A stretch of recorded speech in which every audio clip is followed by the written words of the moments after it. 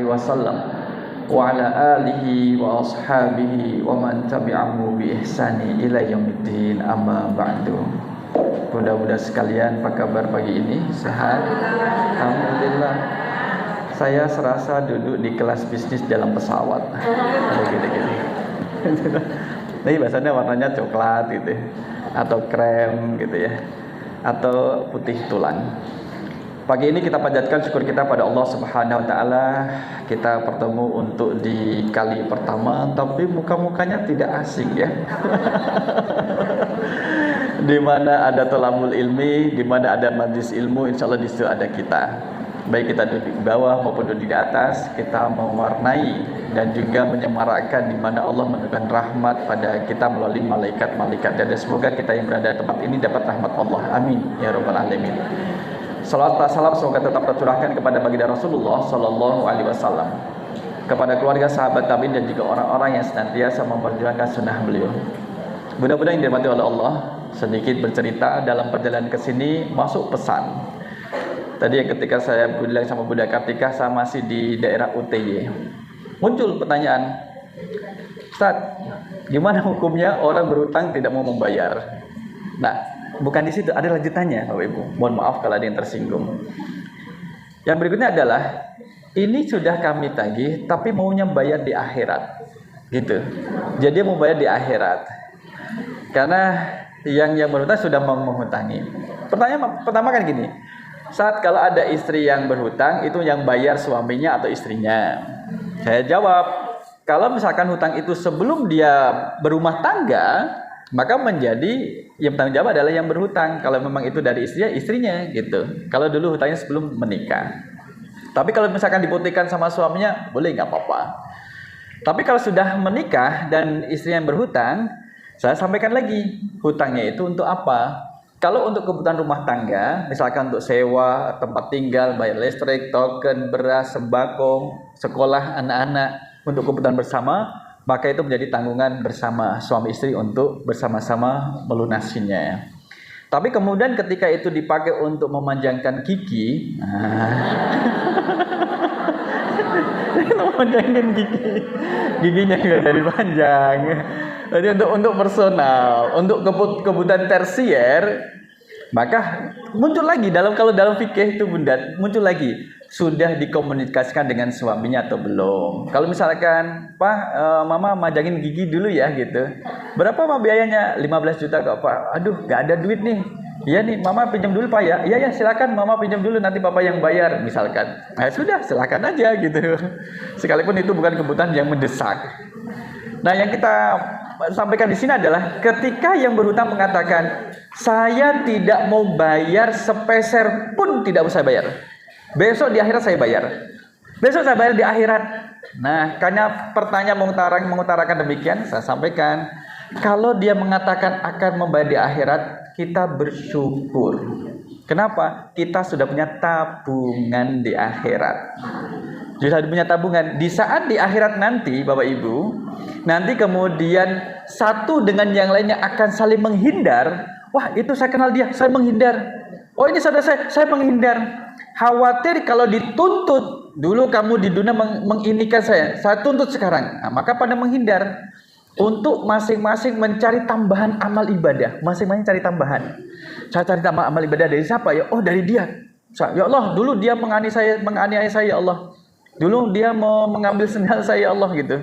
Dulu mau fitnah saya ya Allah. Allah mau mengetahui, maka dikurangin pahalanya, diberikan kepada orang yang menuntut. Sama kalau orang yang berhutang, besok tak bayar di akhirat. Oh, di dunia senilai 1 juta rupiah, 2025 senilai 1 juta rupiah. Tapi kalau di akhirat itu bisa bernilai lebih.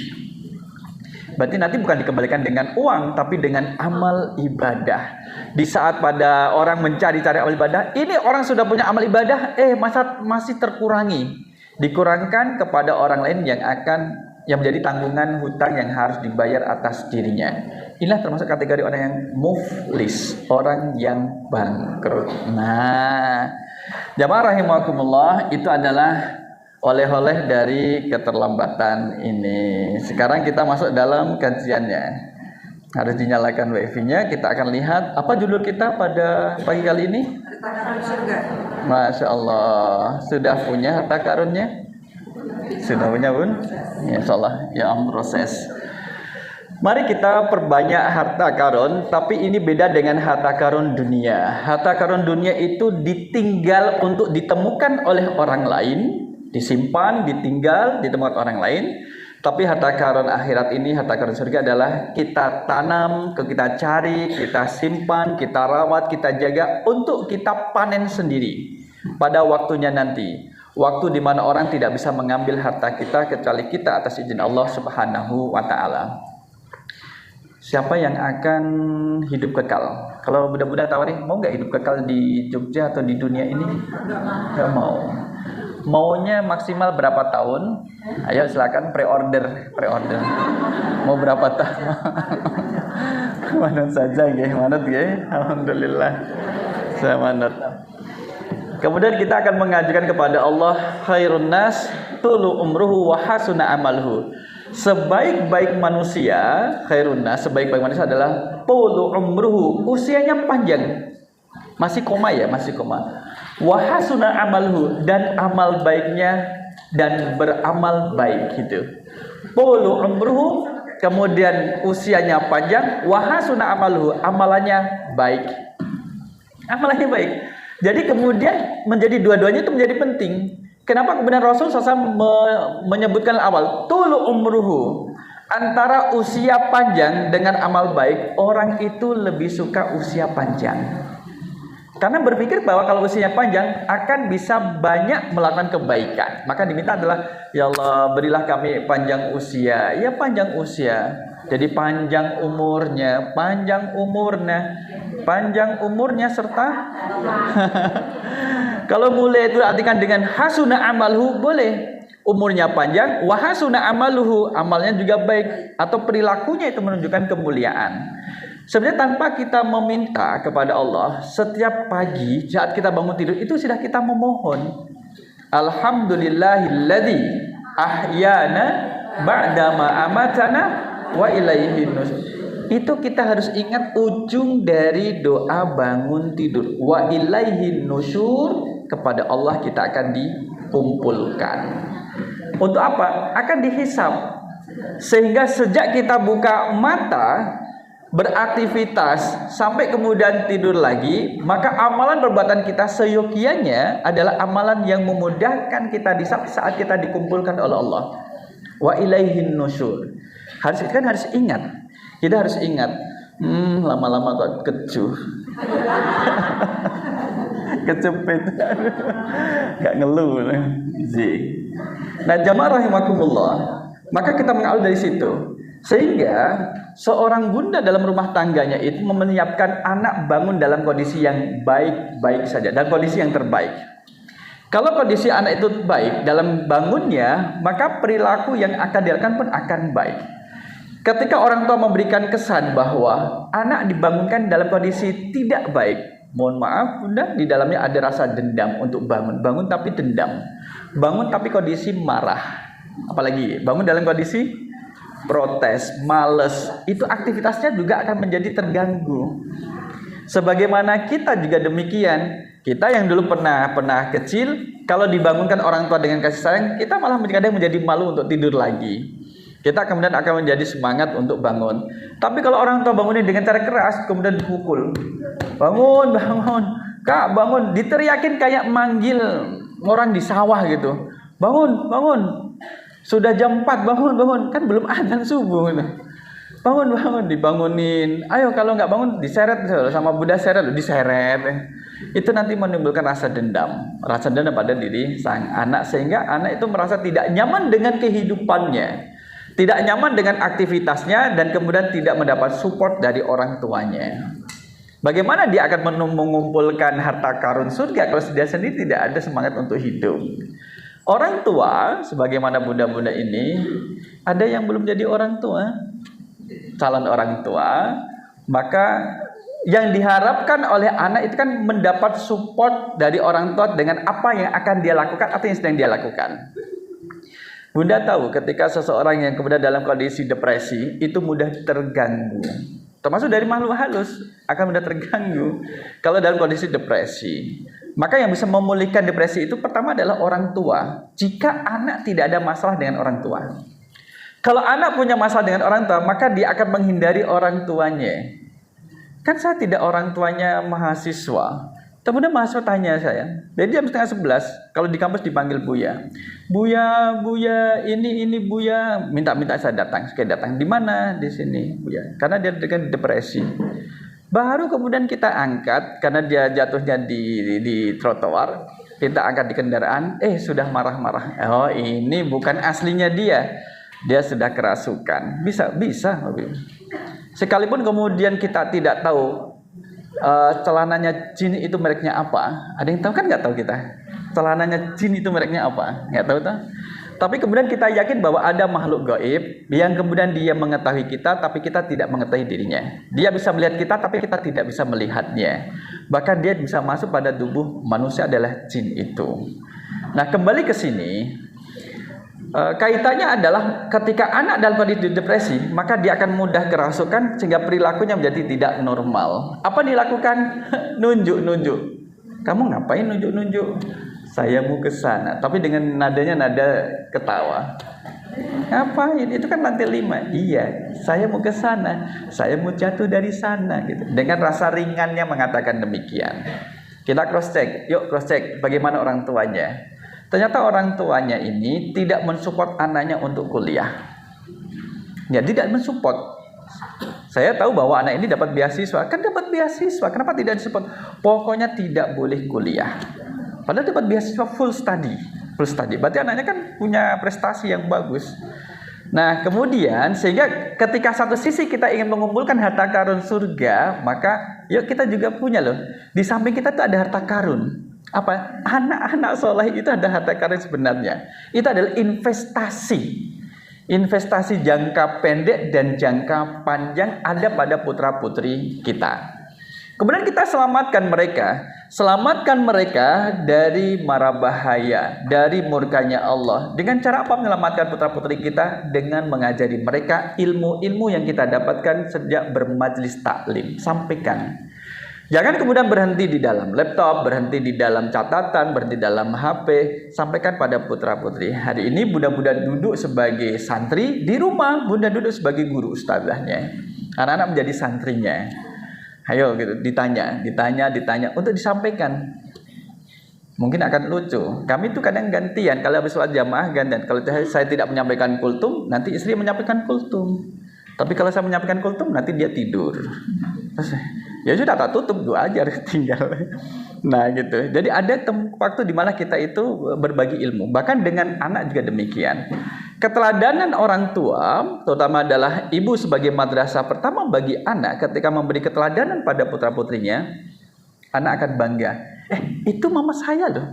Itu Buddha saya loh. Akan disampaikan, nggak tahu ya, itu Buddha saya itu datang. Dia akan merasa bangga dengan orang tuanya. Dan tidak menutup-nutupi orang tuanya. Dia akan ditunjukkan karena dia merasa memiliki sepenuhnya. Orang tua itu dimiliki dan menjadi tempat untuk kembali. Mana saya lihat tidak ada bapak-bapak, termasuk juga bapak. Maka ketika dalam hadis Rasul SAW itu Rasul bersabda, ridallah fi ridal walid. Satu redaksi menyebutkan ridallahi fi ridal walid. Ridha Allah itu pada ridho bapak. Bapak. Wasuhtullah fi suhtil walid. Dan murkanya Allah ada pada murka bapak atau ayah. Hadis yang kedua, riwayat kedua. Ridallah fi ridal walidaini. Ridanya Allah ada pada kedua orang tua. Wasuhtullah fi suhtihima. Dan murkanya Allah pada murka keduanya. Maka bagi sang ayah itu menjadi penting untuk kemudian bersikap tegas, adil, seimbang terhadap putra-putrinya. Kesalahan ayah. Mari kita bicarakan orang yang tidak ada di sini. Adalah ayah. Adalah ayah. Kalau yang kemarin kami sedang dengan Quran review itu menulis tentang Quranic mom sama Quranic dad. Jadi Quranik untuk sang ibu, kemudian untuk ayah. Jadi ini loh, kamu jadi ibu, ini loh ternyata ada panduannya. Ada 4 ibu yang kita munculkan dari Al-Quran, sebagaimana ada 4 profil ayah yang kita munculkan dari Al-Quran. Nah, saya membuat pengantarnya belum selesai. Nah, bagi sang ayah, jamaah rahimakumullah, kan dia menjadi panutan. Misalkan bunda-bunda di rumah, pernah nggak mengatakan, sudah kakak adik diam-diam, nggak usah berantem, sudah. Kan kadang pada bersaudara, sudah diam-diam, nggak usah berantem. Pernah nggak mengatakan seperti itu? Pernah kan nggak? Misalkan mana pada rebutan mainan atau makanan, sudah diam. Sikap ini, kalau kita lihat pendekatan Quranik, ini nggak menyelesaikan masalah. Dia menghentikan masalah sementara, tapi masalah asal masih akan muncul. Apa? Rasa dendam pada salah satu dari keduanya atau dua-duanya. Apalagi kemudian orang tua, dalam hal ini adalah ayah, tidak menyelesaikannya. Ayo, diam nggak? Tangan diangkat. Kalian pada diam nggak? Ini sudah malam nih masih berantem. Diam nggak? Bisa diam nggak? Tangan kalau sudah diangkat, kemudian dikatakan diam nggak? Itu sebenarnya tidak menyelesaikan masalah. Tapi menghentikan masalah malam itu tidak menyelesaikan masalah. Kalau kita misalkan kita berbicara tentang harta karun dari apa yang kita miliki, yang jelas-jelas kita miliki, kan anak-anak ini yang kita miliki. Sebelum nanti kita mencari harta karunnya. Maka dalam kondisi seperti itu, ayah itu kan harus membuat putusan. Membuat putusan dengan cepat siapa yang salah dan siapa yang benar. Tanpa menyalahkan yang salah, menyalahkan yang benar dan membenarkan yang salah. Tapi harus ada putusan. Kalau tidak tahu, maka kemudian mencari tahu, ditanya satu-satu atau kemudian diputuskan. Bukan mencari siapa yang salah untuk disalah-salahkan, bukan.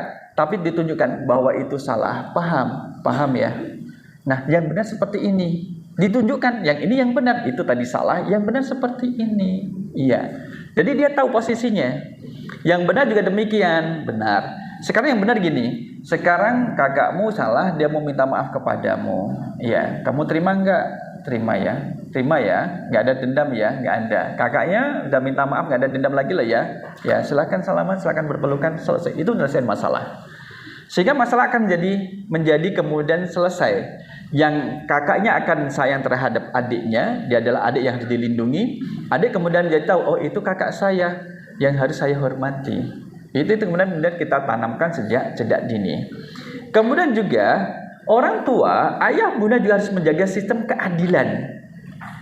Kalau berat sebelah, sudah kakak kamu tuh dewasa, dia nggak usah merebut mainannya adik, biar adik yang main sini. Loh, ini kan mainan kakaknya, tapi kemudian diminta sama sepihak oleh ayahnya dikasih kepada adiknya. Ayah kakak yang merasa memiliki barangnya, kok punya saya direbut, muncul dendam. Jadi memang ya kita jangan sampai kemudian Allah memberikan harta benda di kanan kiri kita, tetapi kita membuang, tak buang deh, saya mau cari harta karun yang lain. Jangan seperti itu. Kita optimalkan dulu. Maka kalau misalkan terjadi pembiaran dan menjadikan itu sebagai hal biasa, itu adalah awal masalah. Di sini ada orang tua, salah. Yang benar adalah di sini ada dilema orang tua. Kata dilemanya hilang. Dilema orang tua. Gimana dilemanya? Dilemanya orang tua adalah menyuruh mereka diam dan berhenti bertengkar tanpa menyelesaikan masalah. Itu dilema. Kalau mereka tidur, anak-anak tidur kan masih ada dendam. Gimana? Masih kebayang. Padahal mungkin masih anak TPA, TPQ, TK, playgroup, tapi kan dia sudah punya perasaan. Apalagi kemudian yang sudah SD. Jangan gitu bunda-bunda. Kakaknya itu disekolahkan di sekolah biasa, adiknya disekolahkan di sekolah favorit adiknya. Karena ketika kakaknya sekolah, orang tuanya belum cukup mapan. Ketika adiknya sekolah, orang tuanya sudah mapan. Itu terjadi kecemburuan kakak terhadap adiknya. Saya nggak mau. Ditelusuri, ternyata ada kecemburuan. Bunda pilih kasih. Kenapa dia disekolahkan di sekolah favorit, saya tidak, gitu. Dijelaskan sama orang tuanya. Ya dulu kan bunda waktu kamu sekolah, bunda belum pun cukup modal. Sekarang sudah ada kerjaan, jadi adikmu juga di sekolah di mana bunda mengajar, di sekolah favorit. Itu masih tidak terima. Maka harus menyelam. Nah, di sana perlu dihadirkan yang namanya ayah. Sosok ayah harus hadir. Terkadang ayah itu mohon maaf, CUEK. Cuek. Udah itu, udah aja selesaiin. Mau masalah kayak gitu kok masa ayah yang nyelesain. Nah, justru diperlukan ketegasan dari sang ayah. Itu harus hadir, profil ayah itu harus hadir. Jika Allah menitipkan orang namanya ayah, maka dia harus hadir. Nah, kemudian yang kedua, dilema orang tua adalah terkadang dilema orang tua itu memberikan hadiah. Ya sudah, ini kamu diam. Memberikan hadiah pada salah satu pihak, memberikan perhatian kepada salah satu pihak, justru menambah iri pada anak yang lain. Jadi semula mereka ini adalah harta-harta karun kita yang nanti akan menjadi harta karun kita di akhirat. Tapi kemudian berbalik, bukan menjadi harta karun, justru malah menjadi yang menjadikan kita menjadi rugi. Na'udzubillah min dzalik. Rasul SAW bersabda, "Man qara'al Qur'ana wa amila bima fihi, albasallahu walidayhi tajan." Bukan wajan loh ya, tajan. Kalau di kasar namanya tajin. Nama tajin. Itu kan minuman sedap, itu kan minuman enak waktu dulu kan. Nah, man qara'al Qur'ana, sesiapa yang membaca Al-Qur'an, wa amila bima fihi, kemudian mengamalkan dari apa yang dia baca. Orang membaca Al-Qur'an, kemudian mengamalkan yang dia baca, balasannya adalah albasallahu walidahi tajan. Allah memakaikan mahkota di atas kepala kedua orang tuanya. Satu adalah mahkota yang itu dipakaikan oleh Allah, dipakai di mana? Di atas kepala. Kenapa di atas kepala? Biar orang-orang pada lihat. Kalau di atas kepala kan kelihatan. Tempat paling tinggi itu adalah kepala. Kalau mahkota ditaruh di kepala adalah tempat yang paling tinggi, dan tingkat kemuliaan seseorang itu ada kepalanya. Maka ketika orang itu beribadah, menyembah Allah, sujud, dia menundukkan kepalanya, nempel di tanah. Itu menjadikan dia yang posisi yang paling baik, posisi yang paling baik dalam beribadah kepada Allah SWT. Albasallahu walidahi tajan, maka Allah mengenakan mahkota di atas kepala kedua orang tuanya. Bau'uhu ahsan min dha'i syamsi. Mahkota itu memancarkan cahaya yang cahayanya lebih bagus, lebih halus dari matahari. Di matahari kan kita sumu. Wah, enak kok Bun, enak ini loh suasana matahari ini enak. Iya, misalkan jam berapa? Baru jam 5:30, jam 6 masih enak. Nanti 6:30 pada ada yang celekit mana gitu, celekit gitu. Itulah waktu duha. Tapi kemudian kalau siang, wah bisa itu menjadi gosong. Sudah 3 bulan pakai skincare, memutihkan kulit, baru 2 jam kena matahari, balik lagi aslinya. Ya Allah. Maka anak ini ternyata adalah harta karun kita yang tidak boleh kita lupakan. Dia tidak hanya menjadi harta karun, bahkan kemudian memberi kepada kita harta karun. Tidak hanya kemudian harta itu adalah diberikan pada kita, justru harta itu keluar dari sisi Allah dan itu mengangkat derajat kita di sisi Allah SWT. Dengan syarat adalah anak itu membacakan dan mengamalkannya. Sebagaimana kita, mudah-mudahan kita selaku anak dari orang tua kita juga bisa memberi hadiah pada orang tua kita. Mari baca Al-Quran, pahami maknanya, kemudian diamalkan. Ya, kapan kita membaca Al-Falaq An-Nas? Yang kedua saat Al-Falaq dan An-Nas. Ketika hendak tidur, bangun tidur, zikir subuh pagi, zikir petang.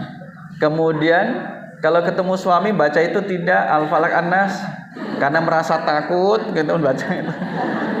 Memang mama kira saya ini setan kok dibacain Al-Falaq An-Nas. Habis ini ya Pak, habis gini ya ini. Nah, itu kan kemudian kita tahu, kita mengetahui terkait dengan Al-Falaq An-Nas, tapi sudah kita gunakan belum? Kalau cuma hanya kita membaca dan tahu, itu baru separuh, belum bisa memberikan hadiah. Baru ini mahkota, tapi nggak bisa dipakaikan. Baru memunculkan saja, mahkotanya baru muncul, tapi belum bisa dipakaikan. Karena belum diamalkan. Maka kita amalkan. Al-Falaq An-Nas, kalau di jumlah ayatnya jadi berapa? 6-13. Yang lain iseng-iseng berhadiah. Al-Falaq tambah An-Nas di jumlah ayat jadi berapa? 11. 5 dan 6 jadi 11. Ada apa dengan angka 11? Ada apa dengan angka 11? Dia adalah angka setelah 10.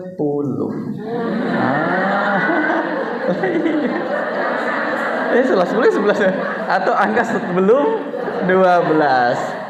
11 itu muncul saat Rasulullah SAW itu tersihir dan beliau terlilit dengan 11 ikatan sihir. Maka satu persatu Allah memerintahkan kepada malaikat Jibril untuk menurunkan Al-Falaq dengan An-Nas. Sehingga malaikat Jibril mengatakan, Bismillahi arqika min kulli syai'in yu'dzika. Bismillahi dengan menyebut nama Allah, arqika, aku mengobatimu. Jadi yang meruqyah Nabi Muhammad adalah malaikat Jibril. Min kulli syai'in yu'dzika, dari segala sesuatu yang menyakitimu. Min syarri hasidin wa ainin, dari kejahatan orang yang dengki dan penyakit mata. Penyakit mata adalah pandangan yang menyebabkan orang itu iri. Pertanyaannya, siapa yang menyihir Rasulullah SAW kala itu? Cinten, ayo. Peristiwanya di Makkah, peristiwanya. Yang menyihir Nabi Muhammad SAW adalah penyihir. Lah iya, masa tukang bakso? Namanya adalah Labid bin Aqsam, seorang pendeta Yahudi yang dibayar 3 dirham oleh orang kafir Quraisy, dibantu sama anak-anak perempuan yang profesinya sama sebagai penyihir. Nah, kemarin Ustaz Faizar memposting di Instagramnya Ustaz Faizar yang ruqyah itu. Ustaz Faizar, kami mau memenuhi nazar, memberi hadiah. Hadiah apa? Ini bude yang dulu Ustaz ruqyah 2-3 bulan yang lalu, sekarang sudah hilang kankernya, kansernya sudah hilang. Setelah diruqyah itu dan berobat, kemudian diruqyah, kankernya sudah hilang, dan bude mau ngasih hadiah sebagaimana dulu nazarnya. Masya Allah. Jadi ada 2 jenis penyakit. Satu adalah penyakit yang kemudian bersifat penyakit jasadi, disebabkan ada kayak nempel dalam badan yang bisa hilang kalau diobati, itu penyakit badan. Yang kedua adalah penyakit yang disebabkan oleh makhluk yang jahat. Kalau diperiksa, nggak ada kok bun, nggak ada penyakitnya, bersih kok, secara hasil ronsen bersih, pemeriksaan juga bersih, tapi rasanya kok sakit. Nah, itu penyakit itu yang kemudian Rasul mengajarkan, letakkan tangan pada bagian tubuh yang sakit, dibacakan Al-Ikhlas, Al-Falaq, An-Nas, yakin Allah yang akan menyembuhkan. Tidak boleh yakin pada ayat yang dibaca, tapi kemudian yakin kepada Allah. Kita melakukan itu kemudian ittiba dengan Nabi SAW. Oh gitu Ustaz ya? Tak taruh di bagian belakang ya? Apa? Bagian dompet saya kan lagi kempes nih. Dibacain terus. Nggak ngembang-ngembang ya, nggak bisa. Harus diisi. Nah, inilah kemudian dari pembahasan kita dari bangun tidur, kemudian pada seorang anak yang menjadi harta karun kita, itu kita maksimalkan. Alhamdulillah sekarang, mudah-mudahan yang anaknya masih sekolah, sekarang waktu sekolah. Jadi jangan lupa, saat nanti ketemu, Bunda harus menjadi seorang guru, menanyakan, Kak, Dek, tadi belajar apa ya? Bisa sharing nggak? Gitu. Dia akan merasa diperlukan dan dibutuhkan, sehingga besok kalau sekolah, saya harus bisa ini karena nanti ditanya sama Bunda gitu. Apalagi kalau ditanya Bunda bisa jawab, nah itu nanti dapat apresiasi lah, dapat reward dan sebagainya. Mari kita dari Maki. Mari kita lanjutkan bahwa terkait perbendaharaan surga ini, saya mengambil dari kitab Ad-Durar As-Sinniyah. Hadis yang pertama itu riwayatnya adalah sahih. Kunna ma'an Nabi sallallahu alaihi wasallam. Ketika kami bersama dengan Nabi sallallahu alaihi wasallam. Ini dari sahabat. Fi safarin, dalam satu perjalanan safar. Jadi ketika safar bersama dengan Rasul sallallahu alaihi wasallam. Nah, fakuna idza alauna kabbarna. Jadi, kalau kita dalam perjalanan safar, kan ada jalan yang lurus, datar, ada yang naik kemudian turun tuh. Sekarang gini, kalau jenengan masuk dataran jalan yang turun, apa yang dibaca? La atau apa? La. Alhamdulillah. Kalau naik lah, kalau naik tangga apa? Kalau naik lift itu ada doanya, ada. Bukan ladalah. Idza alauna kabbarna. Kalau kami melewati jalan yang menaik mendaki, itu kabarnya kami bertakbir. Allahu Akbar itu. Itu kan pakai kendaraan, onta atau kuda. Kalau kita kan pakai kendaraan motor, kemudian bahkan jalan kaki atau misalkan mobil tetap kemudian bertakbir. Kalau nggak takbir bagaimana? Ya nggak dosa. Tapi kalau bertakbir menunjukkan kedewasaan kita dalam berislam. Faqala Nabi sallallahu alaihi wasallam, maka Nabi bersabda, "Ayyuhan nas, irba'u ala anfusikum." Wahai manusia, irba'u, tenangkanlah diri kalian. Tenang, tenang, tenang. Kalau dulu disebut nyeput, put, put, put, bat, put, bat, put. Irba'u ala anfusikum, tenangkan diri kalian, tenangkan. Fa innakum latad'una as-samma wala ghaiban. Kenapa suruh menenangkan? Jadi ketika Allahu Akbar, Allahu Akbar, Allahu Akbar gitu. Budak-budak pernah naik rel coaster? Saran saya, kalau lagi pikiran penat, naik rel coaster. Semua akan menjadi hilang kecuali satu. Jangan mati dulu, jangan mati dulu, jangan mati dulu. Jangan mati dulu. Takut kemudian rel coaster itu yang lurus, tahu-tahu belok, kemudian naik ke atas terus ke bawah itu. Rel coaster. Nah, gitu. La tad'u. Kenapa? Tenanglah diri kalian, tenangkanlah suara kalian. Karena kalian tidak menyeru orang yang tuli dan tidak menyeru orang yang jauh. Walakin tad'u sami'an basiran. Kalian itu adalah memohon, menyeru, berdoa kepada zat yang sami'an, maha mendengar, wa basiran, maha melihat. Maka ketika kita berdoa kepada Allah dengan suara yang lirih, itu kan tadarruan wa khufya, dengan suara yang tadarru, rendah dan juga berharap, takut kepada Allah Subhanahu wa taala. Summa kemudian ata alayya wa ana aqulu fi nafsi. Summa ata alayya, kemudian Nabi mendatangi. Alayya adalah ini berarti sahabat Abu Musa al-Asy'ari. Wa ana aqulu fi nafsi, dan saya mengatakan pada diri saya, la haula wala quwata illa billah. Jadi yang Abu Musa al-Asy'ari itu mengatakan la haula wala quwata illa billah, itu doanya dia. Maka dia diampiri oleh Nabi. Faqala ya Abdullah bin Qais, wahai Abdullah bin Qais, qul, katakanlah la haula wala quwata illa billah. Jadi sederhana, la haula wala quwata illa billah. La haula, tiada daya, wala quwata, tiada kekuatan, illa, kecuali billah, kecuali milik Allah. Kalimat la haula wala quwata illa billah, maka Rasul menunjukkan fa innaha, maka sesungguhnya ucapan tadi la haula wala quwata illa billah kanzul, harta karun, min kunuzil jannah, dari harta-harta karun surga. Itu baru satu harta karun. Jadi orang yang mengucapkan la haula wala quwata illa billah, dia baru memiliki satu harta karun dari sekian banyak harta karun yang dimiliki, yang Allah siapkan bagi kita. Atau Rasul menyebutkan dalam hadis selanjutnya seperti ini. Au qala ala adulluka ala kalimatin, maukah kamu saya tunjukkan kalimat, kata yang hiya kanzun min kunuzil jannah, dia adalah harta karun dari perbendaharaan surga. Maka Rasul menjawab la haula wala quwata illa billah. Nah, la haula wala quwata illa billah, tiada daya dan kekuatan kecuali milik Allah. Ini hadis ini diriwayatkan oleh Imam Bukhari dalam Sahih Bukhari. Hadis yang ke-6384. Diriwayatkan juga oleh Imam Muslim dalam hadis 2704. Ada kemudian yang semisal dengannya, yang ini mau kita lihat. Penjelasannya jamaah rahimakumullah. Jadi la haula wala quwata illa billah. Jadi kita mau mengambil harta karun yang ada di sekitar kita setelah kemudian kita tadi menata putra-putri kita yang akan memberikan hadiah pada kita. Kita juga bisa memberi hadiah kepada orang tua kita. Penjelasannya di sini adalah ada kemudian faidah yang luar biasa dari hadis tadi. Tuftahu abwabul jinan wa tutradu syaitanu wa tutarrabul lisan wa tatmainnul qulub ila ghairi dzalika.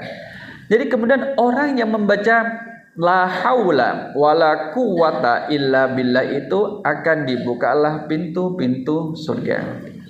Wa tudradus syayatin, akan tersingkir dan terpentallah setan-setan. Wa yurattabul lisan, dan selalu akan terbasailah lisan-lisan dengan zikir la haula wala quwata illa billah, dan hati akan menjadi tenang. La haula wala quwata illa billah. Dan masih banyak balasan dari ucapan la haula wala quwata illa billah. Tapi kemudian harta benda ini tidak hanya sekedar ucapan, dan harus berdampak pada perilaku. Bagaimana perilakunya dari ucapan la haula wala quwata illa billah? Kan gini, la haula, tidak ada daya, wala quwata, kekuatan kecuali Allah. Orang ini tidak mengandalkan benda lain yang diyakini bisa memberi kekuatan selain Allah. Jimat misalkan, kalau barangnya siji sing dirumat. Nek loro yang dirumat namanya romat. Nek romat nek telu lumat, nek wonten pitu tuhumat. Nah, itulah. Maka kemudian ada beberapa tempat yang tempat bakar dupa itu jumlahnya adalah 7. 7 niku pitu, pitu niku pitulungan. Bagi orang yang membakar dupa di bawah pohon, di tempat sakral, meskipun dia membaca la haula wala quwata illa billah, enggak dapat harta benda dari surga, enggak dapat. Kenapa? Dia masih melakukan dalam ikatan kesyirikan. Maka kita bisa mendapatkan harta karun surga ini jika sudah benar keimanannya. Diawali dari keimanan. Berapa kali keimanan dikaitkan dengan amal soleh dalam Al-Quranul Karim? Ada banyak. Sebagian mudah-mudahan sudah mulai berpikir berapa ya? Bagus. Meskipun pura-pura berapa ya gitu. Itu bagus juga. Jadi ada 59 kali, kurang lebih 59 kali alladzina amanu wa amilus shalihat. Jadi Allah menggabungkan antara keimanan dengan amal soleh. Keimanan itu tidak akan bisa berdiri tegak antara manusia dengan Sang Khalik kalau tidak dibuktikan dengan amal soleh. Amal soleh juga tidak bisa menjadi penghias hidup seseorang kalau tidak dipondasi dengan keimanan. Maka kanzun min kunuzil jannah, harta benda atau harta karun dari perbendaharaan surga itu bagi orang yang benar-benar keimanannya salimul akidah, akidahnya itu bersih dari segala bentuk kesyirikan. Bahkan ini kemudian hanya dimiliki orang-orang yang mukmin. Mudah-mudahan, saya belum ngecek yang kemarin murtad gimana kabarnya, belum tak cek lagi dia.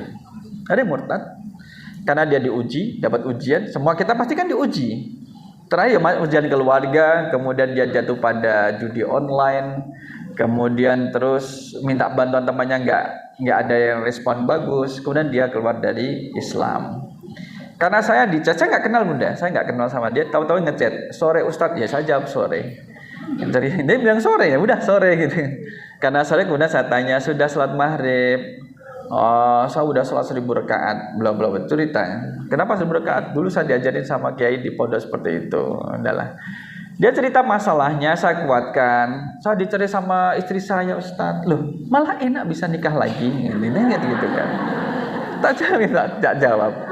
Tapi dia nggak menanggapi serius. Oh, ini memang ada masalah. Jadi pikiran kita adalah kenapa sampai diceraikan sama istrinya? Berarti memang ada masalah dia. Maka dia menyebut adanya judi online. Nah, itu kan jadi masalah itu. Judi online itu bikin masalah, merusak. Menang jadi ketagihan, kalah bikin penasaran. Gimana ya jadi menang ya, gimana ya? Jadi kalau sudah menang, wah nagih, akhirnya kalah.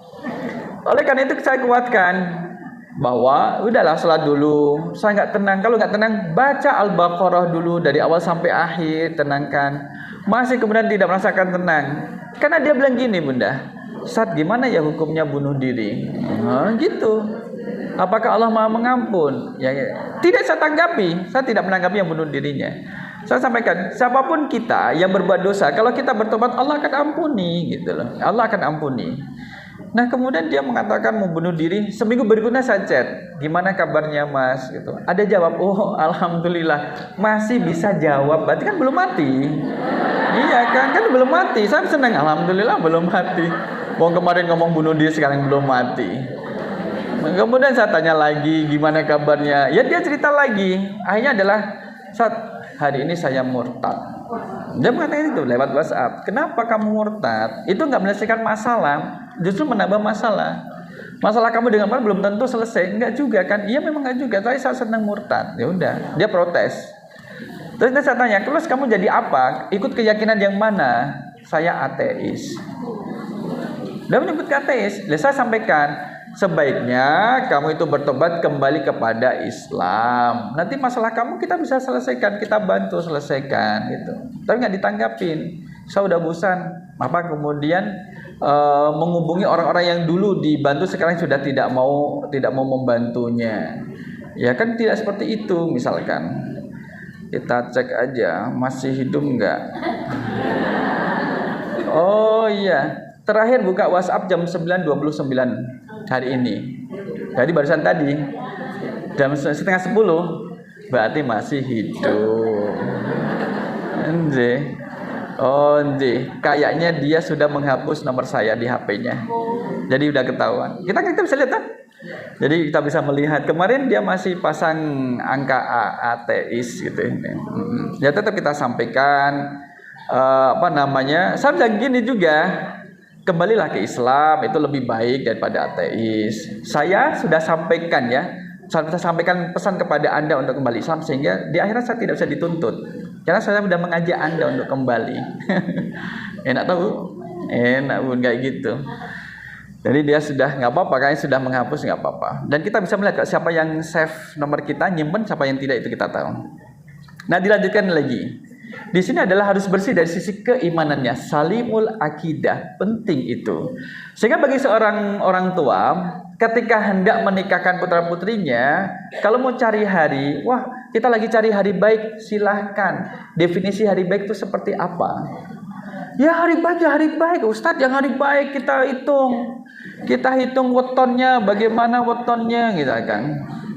Jadi weton yang paling kuat weton hari apa? Ayo. Hah, beda apa lagi? Nah, paling pasaran nih. Kalau dinanen apa, Bu? Leres. Orang kalau Sabtu pahing itu wetone kuat. 18 ongkone. Hari yang paling kuat hari Sabtu. Pasaran yang paling kuat adalah pasaran pahing.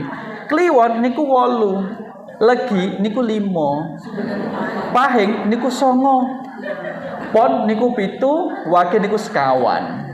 Maka yang paling tinggi adalah pahing. Dinten Minggu nilai ini gangsal. Senin cuma 4. Kalau Selasa 3, Rabu itu 7, Kamis 8, Jumat 6, Sabtu 9. Satu pahing.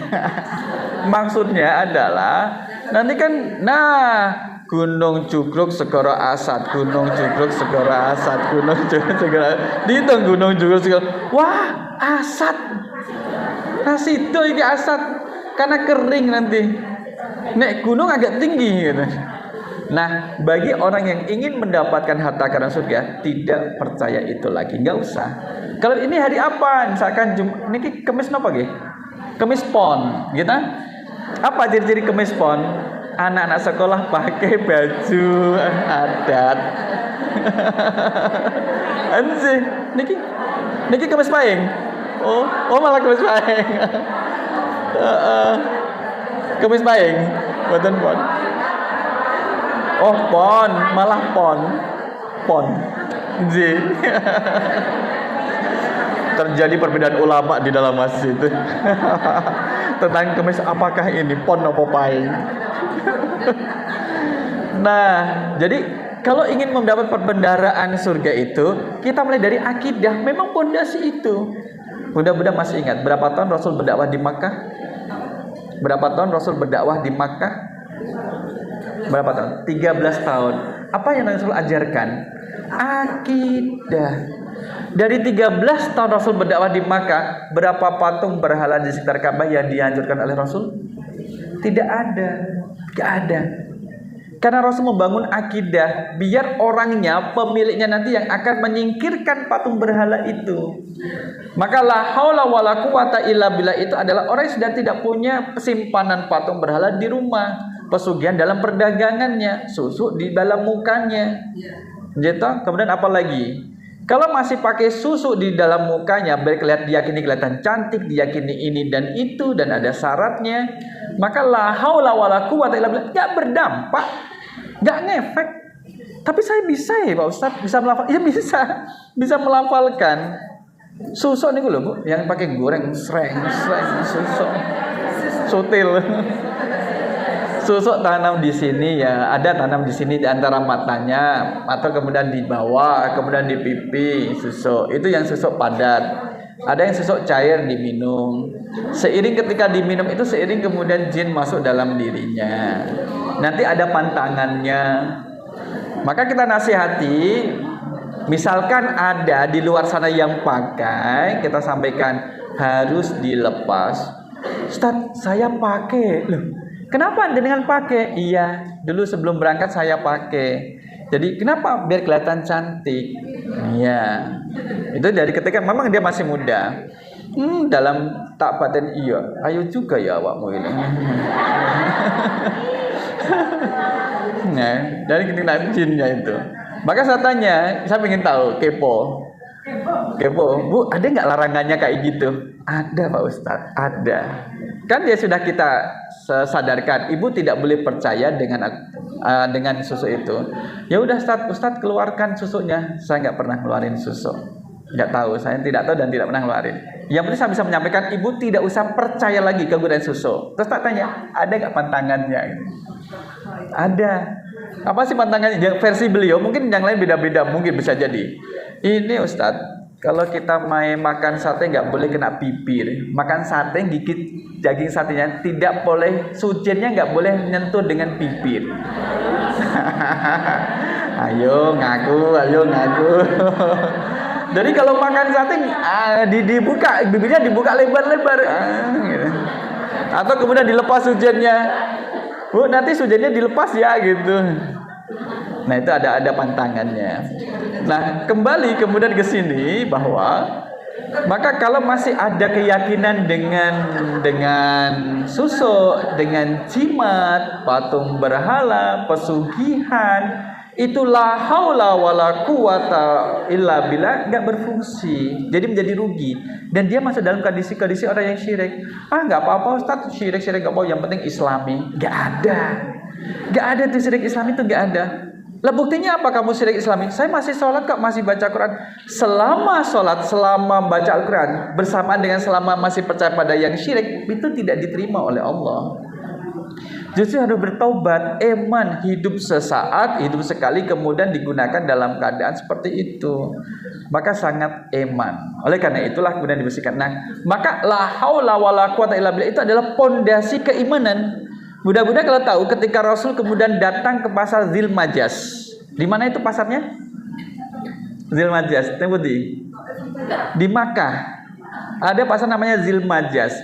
Di situ Rasul kemudian datang. Diriwayatkan dari Tariq Al-Muharibi mengatakan, "Ya ayyuhan nas, qulu la ilaha illallah tuflihu." Wahai manusia, katakanlah tidak ada Tuhan selain Allah, tuflihu, kalian akan menjadi orang beruntung. Sama dengan la haula wala quwata illa billah.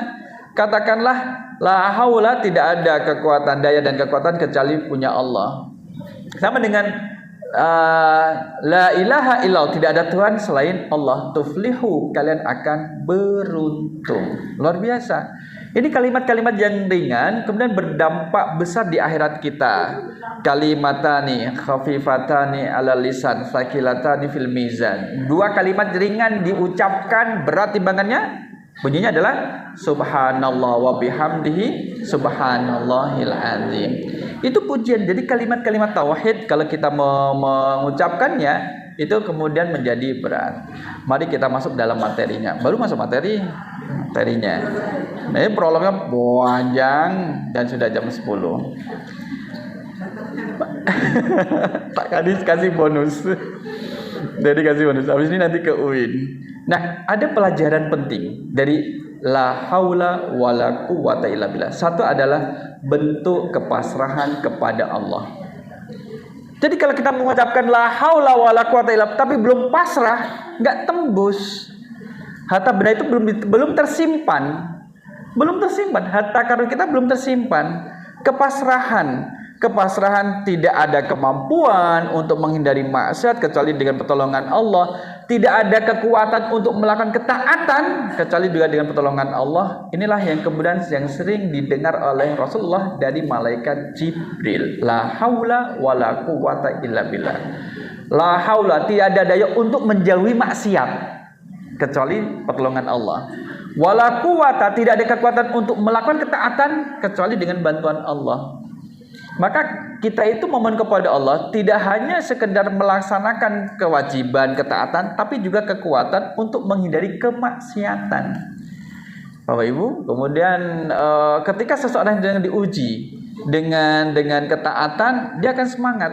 Tapi kadang diuji dengan kemaksiatan, kadang nggak tembus. Tembus maksudnya dia gagal. Katakan tidak pada korupsi, di satu tangan menolak, satu tangan mana? Ayo lewat bawah sini, lewat bawah gitu. Jadi nggak kuat. Maka isbiru wasabiru warabitu wattaqullah. Jadi di saat kemudian kita menerima ujian dari Allah harus dikuatkan tingkat ketaatan dan kepasrahannya. Orang sakit, bunda-bunda itu kan diuji oleh Allah. Kalau saya diuji tidak, diuji. Ujian itu adalah ujian. Maka ketika seseorang sedang sakit, dia diuji. Ujiannya adalah keinginannya itu pengen sehat, sembuh dengan segera. Nek perlu nggak perlu periksa, apalagi nggak perlu ngeluarin dana. Tapi kan kemudian godaannya banyak. Udah nggak usah periksa ke rumah sakit. Itulah ada pengobatan yang disebut dengan alternatif. Penyakitmu nanti dipindahkan ke telur. Nggak usah kamu nanti penyakitmu dipindahkan kepada ayam. Maunya sehat tapi menzalimi makhluk yang lain. Lah kalau ayamnya bisa ngomong, oh kamu tak tuntut di akhirat nanti. Gara-gara kamu penyakitmu pindah kepada saya ini.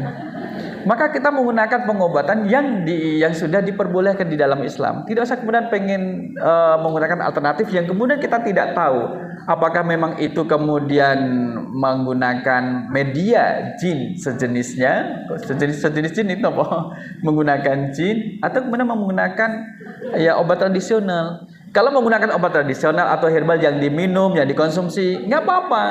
Tapi kalau melibatkan makhluk lain seperti jin, itu yang masuk dalam ranah syirik. Itu, wah iya teman saya itu kesleo, kemudian terus dikasih obat nyeri, dirawat, dikasih kip, biar kemudian nanti tulangnya tumbuh butuh waktu yang lama. Lah saya kesleo cuma ditiup jadi sehat. Masuk akal tidak? Nah, yang tidak masuk akal itu harus dijauhi, dihindari, bunda-bunda. Dihindari yang tidak masuk akal. Enggak masuk akal. Masa Ustadz malah masuk di akal saya ya? Ya berarti akalnya itu yang belum enggak masuk itu akalnya. Nah, pelajaran yang kedua adalah orang yang mengucapkan la haula wala quwata illa billah merupakan dia memasukkan dirinya ke dalam taman-taman surga. Jadi memasukkan dirinya ke dalam taman surga. La haula wala quwata illa billah. Hidup melibatkan Allah itu tenang, Bunda. Dalam aktivitas kita libatkan Allah itu tenang. Mau berjalan saja kita berdoa itu melibatkan Allah. Bangun dari tidurnya kita melibatkan Allah dalam berdoa. Mau naik kendaraan berdoa bismillah itu melibatkan Allah. Maka la haula wala quwata illa billah itu adalah melibatkan Allah dalam setiap kegiatan kita. Menjauhi maksiat melibatkan Allah, melakukan ketaatan juga melibatkan Allah. Cuman itu kan dua saja kehidupan kita. Kita itu kalau misalkan tidak jatuh pada ketaatan ya kemaksiatan. Nah, ini kemudian hikmahnya di situ. Hikmah ketika mengucapkan la haula wala quwata illa billah. Yang ketiga, ini menjadi yang mungkin tidak kita ketahui bagaimana caranya. Orang yang kemudian dalam kitab Al-Qalyubi Syarah Al-Miraj itu disebutkan bahwa orang mengucapkan la haula wala quwata illa billah itu didoakan seluruh makhluk di bumi saat dia dirundung kesulitan. Karena kenapa? La haula wala quwata illa billah. Lagi-lagi jaga nilai keimanan dalam diri kita. Itu harus dijaga nilai keimanannya. Karena nanti akan berdampak positif. Kalau dia tidak kemudian tidak menjaga keimanannya, maka 3 hal tadi tidak dia dapatkan. Oleh karena itulah dalam mengucapkan ini harus melibatkan Allah Subhanahu wa taala.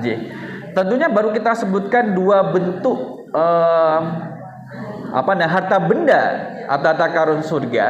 Baru 2. Satu adalah harta itu berupa putra-putri kita.